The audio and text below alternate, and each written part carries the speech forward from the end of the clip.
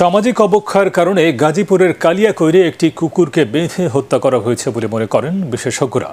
অমানবিক এই হত্যার সুষ্ঠু তদন্তের মাধ্যমে দোষীদের বিচারের আওতায় আনার দাবি জানিয়েছেন জাতিসংঘের DRR ফেলো ও মিডিয়া ব্যক্তিত্ব মোহাম্মদ মনসুরুল হক। মনির হোসেন তপুর রিপোর্ট।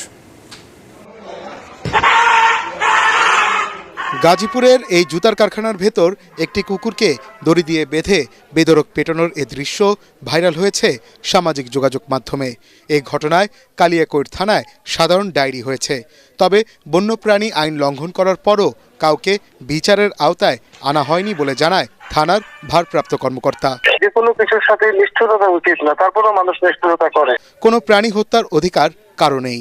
এভাবে পৈশাচিক নির্যাতন করে প্রাণী হত্যার তীব্র নিন্দা ও প্রতিবাদ জানিয়েছেন জাতিসংঘের DRR ফেলো ও মিডিয়া ব্যক্তিত্ব মোহাম্মদ মনসুরুল হক। জীববৈচিত্র্য রক্ষা করে আমাদের সমাজের প্রত্যেকটা প্রাণীর সুষ্ঠুভাবে এবং সুন্দরভাবে বেঁচে থাকার অধিকার রয়েছে।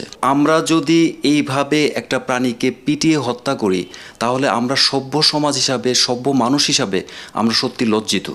তো এই ধরনের ন্যাক্কারজনক ঘটনা এবং এইভাবে অন্যায়ভাবে পিটিয়ে একটা প্রাণীকে হত্যা করা, এটার একটা সুষ্ঠু তদন্ত এবং বিচার আমি দাবি করছি এবং ভবিষ্যতে যাতে এই ধরনের অন্যায় আর পুনরাবৃত্তি না ঘটে প্রশাসনকে আরও নজরদারি বাড়াতে হবে।